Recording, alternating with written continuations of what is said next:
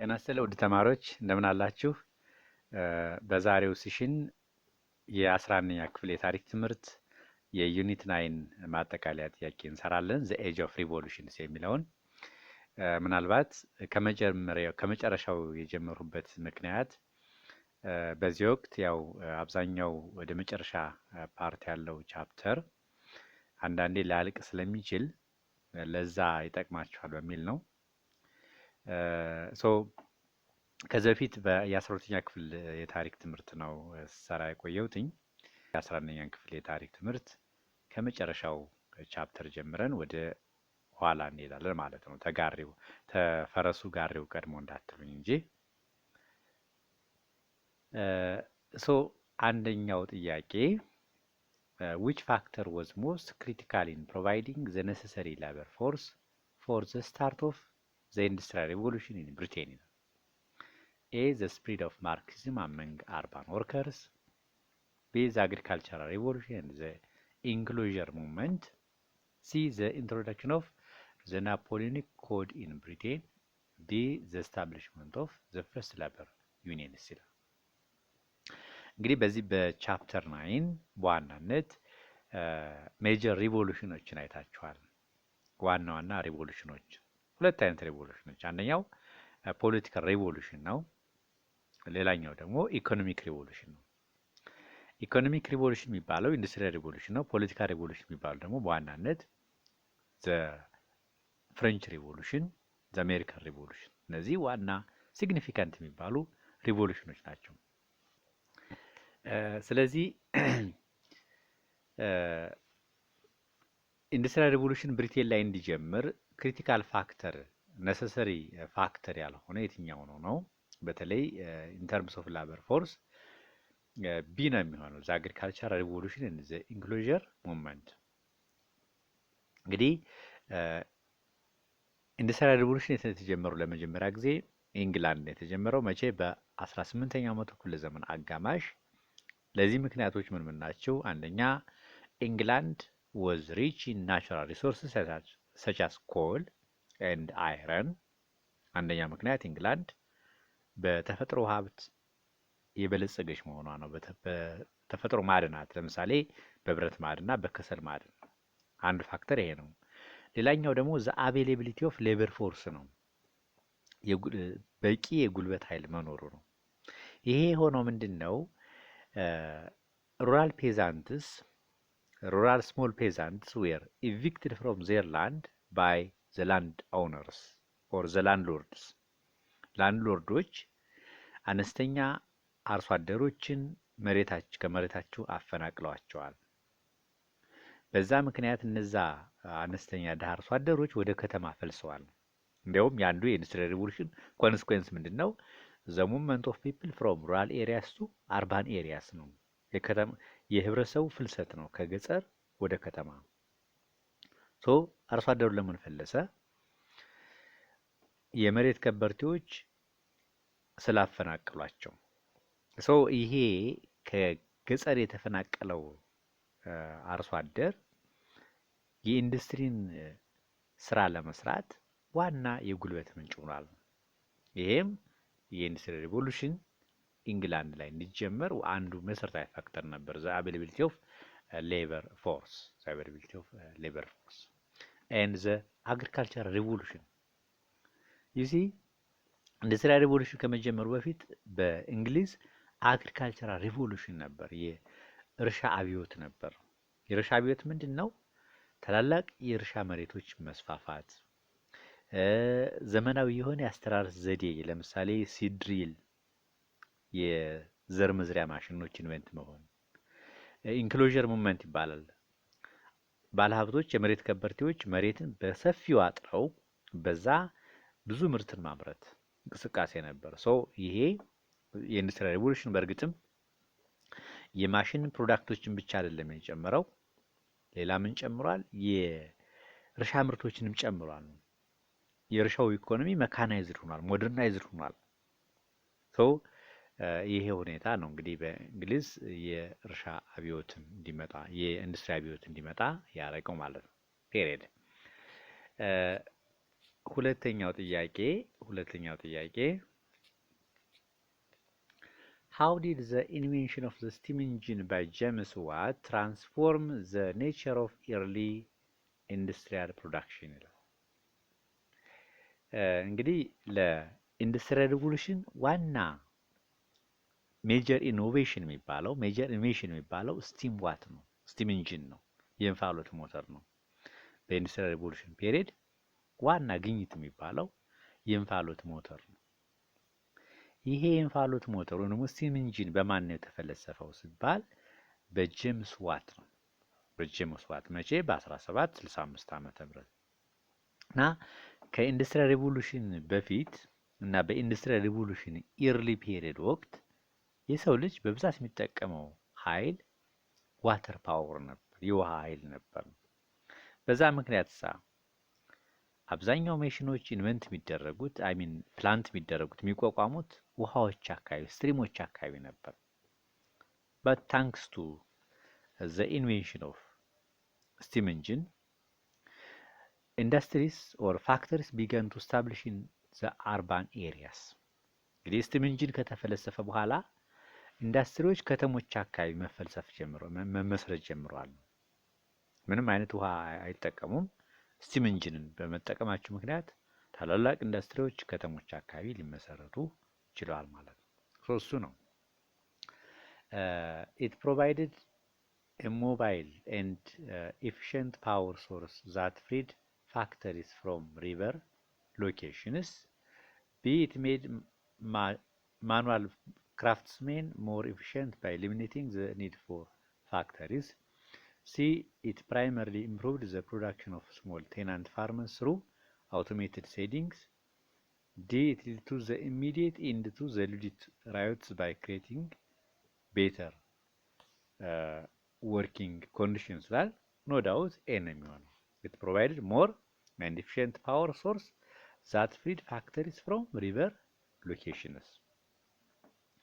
ፋክተሪዎች ከሪቨር አካባቢ እንዳይመሰረቱ እና ወደ ከተሞች አካባቢ እንዲመሰረቱ በማድረግ ከፍተኛ የሆነ አስተዋጽኦ አበርክቷል ማለት ነው። ይሄ የስቲም ኢንጂን መፈልሰፍ።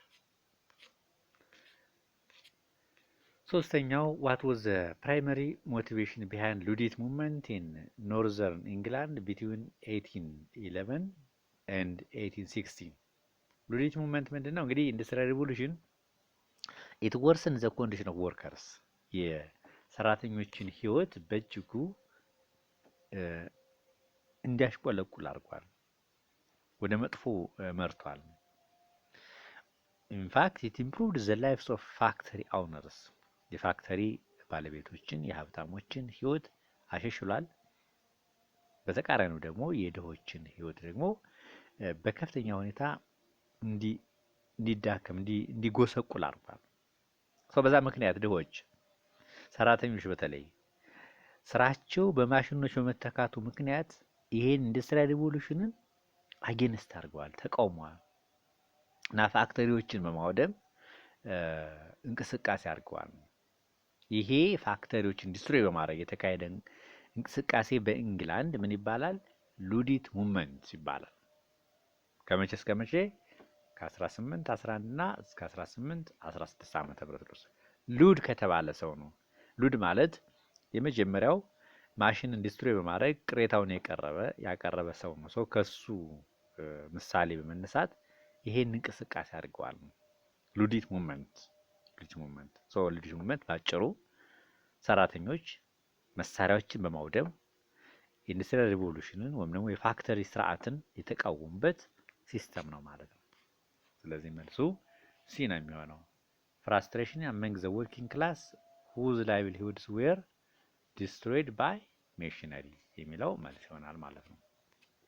መልካም። አራተኛው ደግሞ how did Adam Smith's Wealth of Nations justify the economic policy of laissez-faire? አዳም ስሚዝ ካፒታሊዝም ነው፣ የካፒታሊዝም አቀንቃኝ ነው፣ የፍሪ ማርኬት አቀንቃኝ ነው እና ምንድነው ጀስቲፋይ የሚያደርገው ባጭሩ the government should not interfere in the economy or in the business of the people።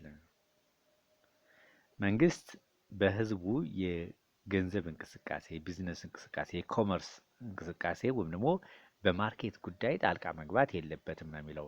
በተለይ ዌልዝ ኦፍ ኔሽንስ በተሰኘው መጽሐፉ በ1776 ዓ.ም በጻፈው መጽሐፉ ሌዚስፌር ኢኮኖሚ። ሌዚስፌር ማለት ፍሪ ፍሮም ዘ ኢንተርቬንሽን ኦፍ ዘ ገቨርንመንት እሱን ነው አድቮኬት የሚያደርገው። እሱን የሚገልጸው ሀሳብ የትኛው ነው? ሲ ነው። by arguing that the economic liberty and natural laws guaranteed progress with the state without state interference። አዳም ስሚዝ እንደተማራችሁት የተለያዩ ኢኮኖሚክ ላዎች አሉት። እነዚህም ላዎች ምን ምን ናቸው? the law of self interest, the law of competition and law of supply and demand እነዚህ ናቸው ገበያውን የኢኮኖሚውን ስርዓት መምራት ያለባቸው ብሎ አድቮኬት ያደርጋል። አምስተኛ what distinguished the radical socialist of Karl Marx and Friedrich Engels from earlier forms of socialist thought ይላል። ካርል ማርክስ እንግዲህ የመጀመሪያው ሶሻሊዝም መስራች አይደለም። ከሱ በፊት ኤርሊ ሶሻሊስቶች እነማን ናቸው ስንል የፈረንሳይ ኤርሊ ሶሻሊስቶች ነበሩ። እነሱ ምናልባት ከነሱ የካርል ማርክስን የሚለየው ምንድነው? ካርል ማርክስ በዋናነት he emphasized that history is a struggle between two classes ነው። ታሪክ የሁለት መደቦች ትግል ነው ብሎ ነው አድቮኬት የሚያደርገው። የማንና የማን? የሰራተኛውና የቡርዣይዝ ክላስ። መጨረሻ ላይ ይሄን ትግል የሚያሸንፉት ሰራተኞች ናቸው የሚል ራዲካል የሆነ ሶሻሊዝምን ነው አድቮኬት የሚያደርገው ካርል ማርክስ። ካርል ማርክስ ከጓደኛው ከፍሪድሪክ ኤንግልስ ጋር በመሆን እንደምታስታውሱት ኮሚኒስት ማኒፌስቶ የሚባል መጽሐፍ ጽፈዋል፣ ፓምሌት ጽፈዋል። ሁለቱም ማለት በ1848 ዓመተ ምህረት ሰው በዚህ ለየት ይላል ማለት ነው ካርል ማርክስ። ስለዚህ it proposed a radical class struggle where proletariat would seize the means of production የሚለው መልስ ይሆናል ማለት ነው። come to the sixth question. Why did the American colonists adopt the slogan no taxation without representation following the Stamp Act of 1765? No taxation ዊዛውት ሪፕሬዘንቴሽን የሚለው መፈክር 13ቱ የእንግሊዝ ቅኝ ግዛት የነበሩ የአሜሪካ አስተዳደሮች የአሜሪካ ግዛቶች አሜሪካ ውስጥ የነበሩ የእንግሊዝ ቅኝ ግዛቶች ያካሄዱት የነበረ መፈክር ነው እና እንግዲህ እንግሊዝ አሜሪካ ላይ ሰሜን አሜሪካ ላይ 13 ቅኝ ግዛት ነበራት። በሂደት እነዚህ ቅኝ ግዛቶች በተለይ እንግሊዝን አስተዳደር ኦፖዝ ማድረግ ጀምረዋል። በተለይ ከ7 ዓመት ጦርነት በኋላ የ7 ዓመት ጦርነት የሚባለው እንግሊዝና ፈረንሳይ ያካሄዱት ሰሜን አሜሪካን ለመቆጣጠር ያካሄዱት ጦርነት ነው እና መጨረሻ ላይ ከ7 ዓመት ጦርነት በኋላ እንግሊዞች አሜሪካ ላይ የነበራቸውን ቁጥጥር ሲጨምሩ አሜሪካኖች ይህን የእንግሊዝን ቁጥጥር ስትሮንግሊ ኦፖዝ አድርገዋል። በተለይ የመጀመሪያው የእንግሊዝ ግብር ስታምፕ አክት ይባላል። ቅኝ ግዛቶቿ እንዲገብሩ የፈለገችው በዚህ በስታምፕ አክት ግብር ነው። ስታምፕ አክት ምንድነው? ለህትመት የሚውሉ ወጪዎችን ግብር እንዲገብሩ ነው። ለዛ ወጪ ግብር እንዲገብሩ የሚል ጥያቄ ነው። ከ1765 ዓመተ ምህረት እኛ አሜሪካውያን በእንግሊዝ ምክር ቤት ውክልና ስለሌለን በውክልናችን አማካኝነት የፖለቲካ ውሳኔ ማስተላለፍ ስለማንችል ታክስም አንከፍልም ነው። ኖ ታክሴሽን ዊዛውት ሪፕሬዘንቴሽን ማለት የፓርላማ ውክልና እስከሌለን ድረስ ግብር አንገብርም የሚል እንድምታ ነው ያለው። ስለዚህ መልሱ ኤ ነው የሚሆነው። They argued that the British Parliament had no right to tax them because they lacked elected representatives የሚለው መልስ ይሆናል ማለት ነው። በጣም ጥሩ። How did the ideas of John Locke influence the American Declaration of Independence? ልብ በሉ የኢንላይትመንት እንቅስቃሴ የአሜሪካን ሪቮሉሽን የፍሬንችን ሪቮሉሽን ላይ ከፍተኛ የሆነ አስተዋጽኦ አለው። ኢንላይትመንት ወይ ደግሞ ኤጅ ኦፍ ሪዝን የሚባለው በተለይ ከኢንላይትመንት ስኮላሮች ከኤጅ ኦፍ ሪዝን ስኮላሮች በጣም ፋና ወጊ የሚባለው ጆን ሎክ ነው። ጆን ሎክ ስለ መንግስት እና ህዝብ አስተዳደር ምንድን ነው የሚለው? ዜር ኢዝ ሶሻል ኮንትራክት። የሶሻል ኮንትራክት ቲዮሪ ዋና አቀንቃኝ ነው ጆን ሎክ። ሶሻል ኮንትራክት ምንድን ነው? ዜር ኢዝ አ ኮንትራክት ኦር አን አግሪመንት ቢትዊን ዘ ገቨርንመንት ኤንድ ዘ ፒፕል ነው። በመንግስትና በህዝብ መካከል ውል አለ ነው። ውሉ ምንድን ነው?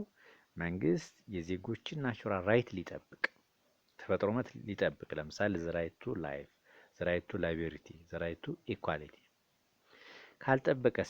ካልጠበቀ ደግሞ ህዝቡ የመንግስት ስልጣን ነጥቆ ሌላ መንግስት ይሾማል ነው የሚለው። ሶ ይሄ አስተሳሰብ በአሜሪካን ዋር ኦፍ ኢንዲፔንደንስ በአሜሪካ የነጻነት ጦርነት ሆኖ በአሜሪካን ሪቮሉሽን ላይ ከፍተኛውን ተጽዕኖ አሳድሯል። በፍሬንች ሪቮሉሽን ላይ ከፍተኛውን ተጽዕኖ አሳድሯል። ምንም እንደ ምክንያት ሆኗል። እና ሃው ዲድ ዘ አይዲያስ ኦፍ ጆን ሎክ ኢንፍሉዌንስ አሜሪካን ዲክላሬሽን ኦፍ ኢንዲፔንደንስ የሚለው መልስ የሚሆነው ሲ ነው። ሲ ባይ ፕሮቫይዲንግ ዘ ፊሎሶፈርስ ቤዝ ፎር ዘ ራይት ቱ ኦቨርስሮው ገቨርንመንት ፎሊንግ ቱ ፕሮቴክት ናቹራል ራይትስ የሚለው መልስ ይሆናል።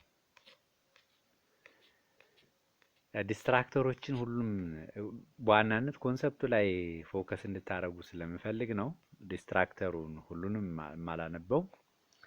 ዋት ሮል ዲድ ዘ ኦልድ ሪጂም ሶሻል ስትራክቸር ፕላይ ዘ ትሪገሪንግ ዘ ፍሬንች ሪቮሉሽን? ዋት ሮል ዲድ ዘ ኦልድ ሪጂም ሶሻል ስትራክቸር ፕላይ ኢን ትሪገሪንግ ዘ ፍሬንች ሪቮሉሽን? ካም ኦን prior to the French Revolution, the French society was divided into social structure, especially during the old regime. እንግዲህ በ17ኛው መቶ ክፍለ ዘመን ጀምሮ እስከ 18ኛው መቶ ክፍለ ዘመን የነበረው የፈረንሳይ መንግስት ስያሜ ኦልድ ሪጂም ነው የሚባለው። ኦልድ ሪጂም እና በዚህ ኦልድ ሪጂም መንግስት የፈረንሳይ ማህበረሰብ ለሶስት መደብ የተከፈለ ነበር እና የየትኛው ማህበረሰብ ነው የፈረንሳይ አብዮት እንዲቀሰቀስ ያደረገው ነው? ኖ ዳውት ሶስተኛ ማህበረሰብ ነው። ሶስተኛ መደብ የሚባለው ማህበረሰብ የትኛው ማህበረሰብ ነው? እንግዲህ ሶስት መደቦች እና ማናቸው የሚሉን ያዙ። ዘ ፈርስት ስቴት፣ ዘ ሰከንድ ስቴት እና ዘ ሰርድ ስቴት ተብለው ይከፈላሉ። ስቴት ማለት ክላስ ማለት መደብ ማለት ነው። ዘ ፈርስት ስቴት የሚባሉ የመጀመሪያ መደብ የሚባሉ በጣም ከበርቴዎች ናቸው።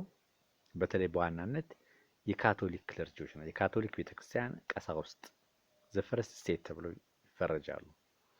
ሰከንድ ስቴት ወይም ደግሞ ሁለተኛ መደብ ውስጥ የሚካተቱ ደግሞ እነማን ናቸው? ኖቢሊቲዎች ናቸው። ዘ ሰርድ ስቴት የሚባሉት ደግሞ ማጆሪቲ ፔዛንቶች፣ ወርከሮች፣ ዘ ቡርጃይዝ።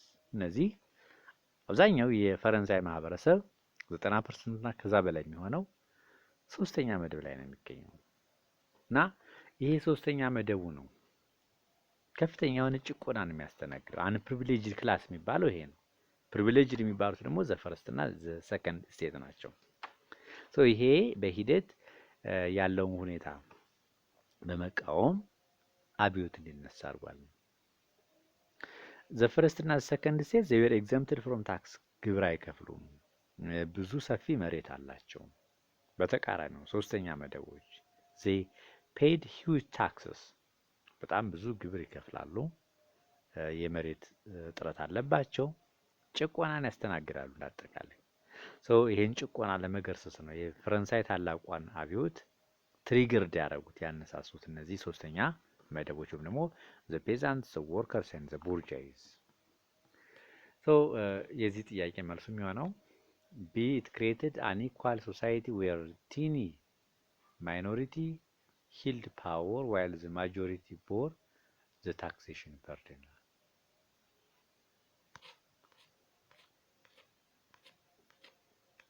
ዘጠነኛ ዋት ዋዝ ዘ ቴኒስ ኮርት ኦዝ ሲግኒፊካንት ተርኒንግ ፖይንት ኢን ዘ ኢርሊ ፍሬንች ሪቮሉሽን። በፈረንሳይ የ1789 ዓመተ ምህረት ሪቮሉሽን ቴኒስ ኮርት ኦዝ ምንድን ነው? ቴኒስ ኮርት ኦዝ በዋናነት ኢት ማርክድ ዘ ፈርስት ታይም ዛት ዘ ሰርድ ስቴት ዲፋይድ ዘ ኪንግ ኤንድ አሰርትድ አውቶሪቲ ቱ ክሬት ኮንስቲቱሽን። ቴኒስ ኮርት ኦዝ እንግዲህ በ1789 ዓመተ ምህረት ሶስቱም ስቴቶች ሚቲንግ አካሂደዋል። በዚህ ሚቲንግ ባለመስማማታቸው ምክንያት አንደኛ መደቦችና ሁለተኛ መደቦች ከሶስተኛ መደቦች ጋራ ባለመስማማታቸው ምክንያት ይሄ ስብሰባ ተበትኗል። ሲበተን ሶስተኛ መደቦች የራሳቸውን ቦታ መርጠው ቴኒስ ኮርት በቴኒስ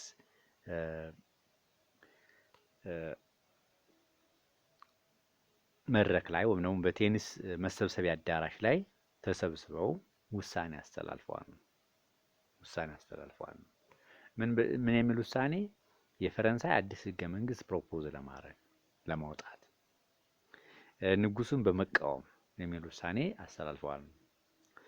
በእርግጥም በውሳኔያቸው መሰረት በሂደት ንጉሱ ላይ ተጽዕኖ ፈጥረው የራሳቸውን ምክር ቤት መስርተዋል። ናሽናል አሴምብሊ የሚባለው በፊት ስቴትስ ጀነራል የሚባለው ምክር ቤት በናሽናል አሴምብሊ ተክተውታል። አሸናፊ ሆኗል ማለት ነው። በዚህ በአብዮቱ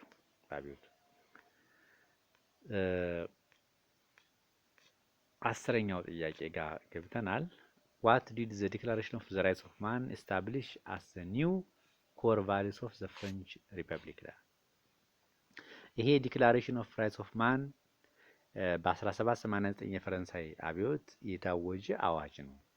ኢትስ ላይክ ኤ ኮንስቲቱሽን እንደ ህገ መንግስት አይነት ነገር ነው እና ዋናው ማጠንጠኛ ሀሳቡ ምንድን ነው?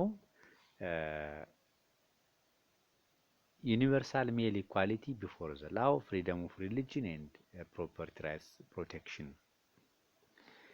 የእኩልነትን ጽንሰ ሀሳብ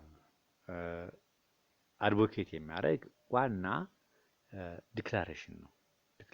በእርግጥ ሊሚቴሽን አለው። በዋናነት ዩኒቨርሳል ሜል ኢኳሊቲ ቢፎር ዘ ላው፣ ፍሪደም ኦፍ ሪሊጅን ኤንድ ፕሮፐርቲ ራይትስ ቱ ፕሮቴክሽን የሚለውን አድቮኬት የሚያደርግ ዲክላሬሽን ነው። 11ኛ ዋት ዋዝ ዘ ፋንክሽን ኤንድ ኢምፓክት ኦፍ ኮሚቴ ኦፍ ፐብሊክ ሴፍቲ ዲዩሪንግ ዘ ራይን ኦፍ ቴረር? ኮሚቴ ኦፍ ፐብሊክ ሴፍቲ እንደዚሁ በፍሬንች ሪቮሉሽን ወቅት የተመሰረተ ኮሚቴ ነው እና ይሄ ኮሚቴ ኢት ኢምፖዝ ዘ ራይን ኦፍ ቴረር የሽብር ዘመቻ ያደርግ ነበር።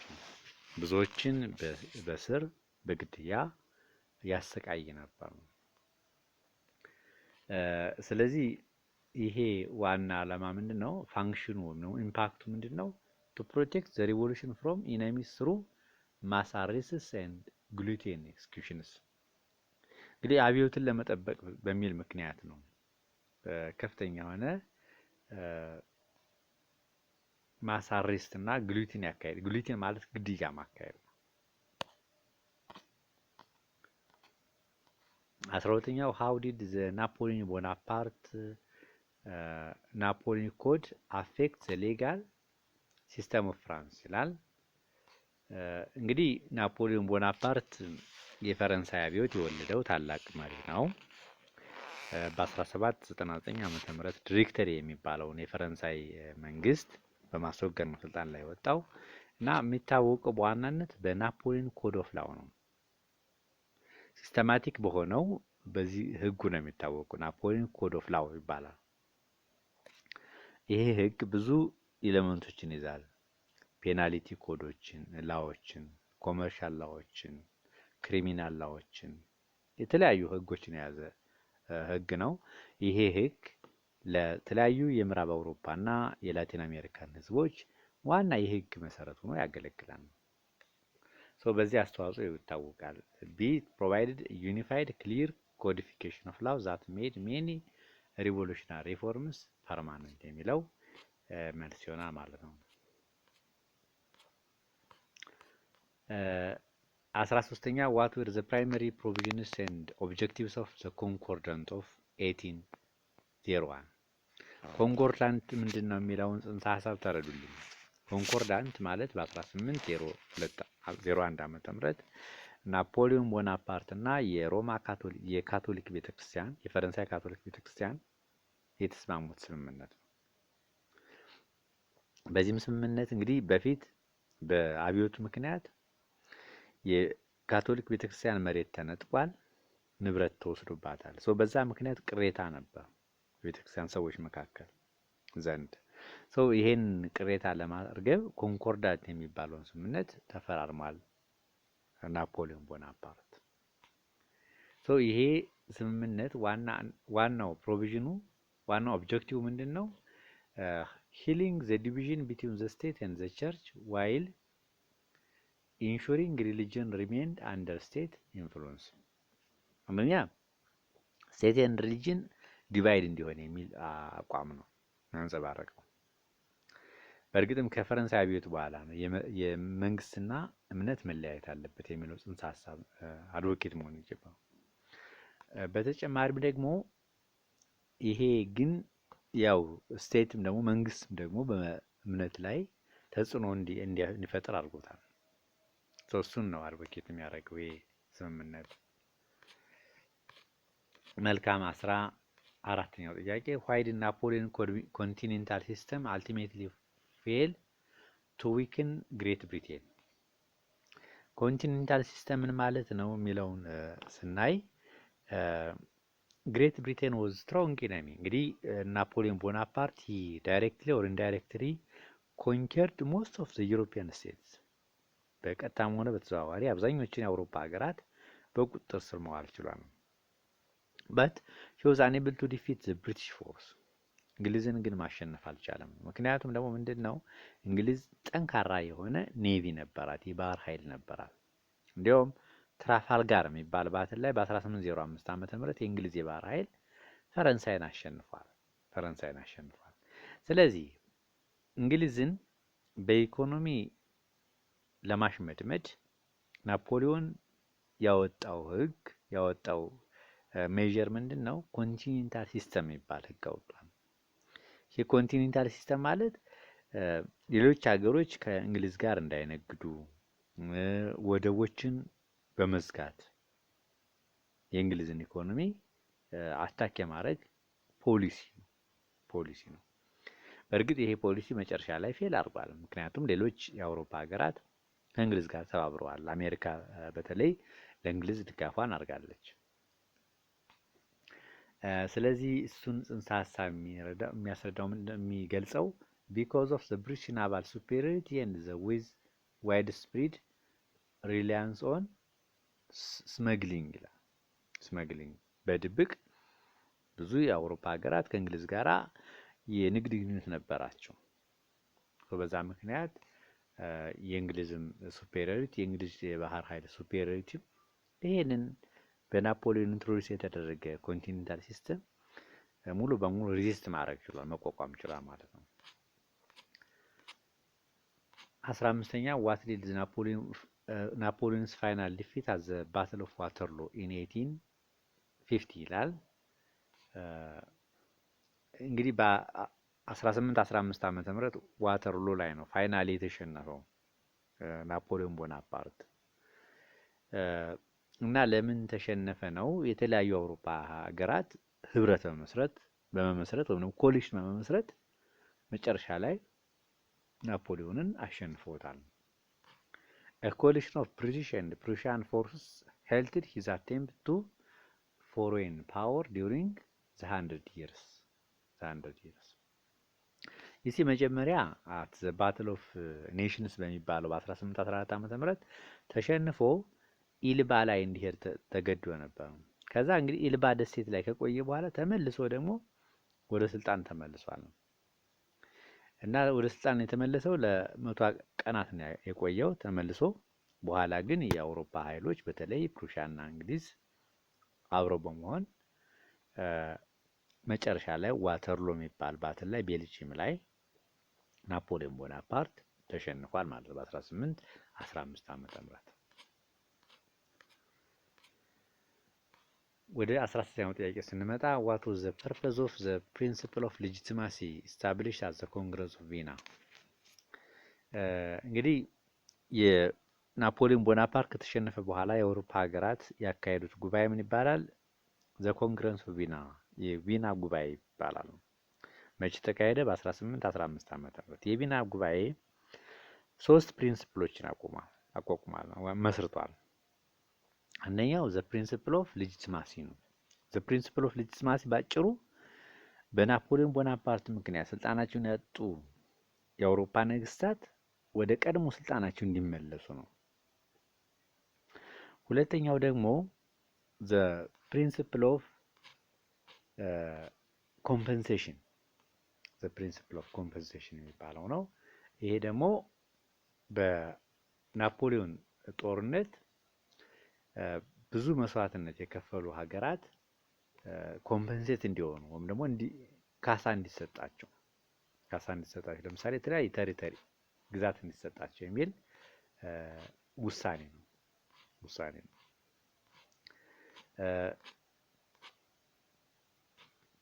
እነዚህ ውሳኔዎች ባላንስ ኦፍ ፓወር ሌላኛው ምሳሌ ነው፣ ውሳኔ ነው ወይ መርህ ነው። ባላንስ ኦፍ ፓወር ደግሞ በአውሮፓ የኃይል ሚዛን እንዲኖር ነው። የትኛውም የአውሮፓ ሀገር ከየትኛውም በልጦ እንዳይገኝ የሚል መርህ ነው። ስለዚህ ባጭሩ to restore traditional ruling families to their thrones to ensure stability after revolutionary wars የበፊት ትራዲሽናል ሩለሮችን ወደ ቀድሞ ስልጣናቸው ሪስቶር የማድረግ እንትን ነው ፖሊሲ ነው። ምን የሚባለው the principle of legitimacy ሪፈር የሚያደርገው።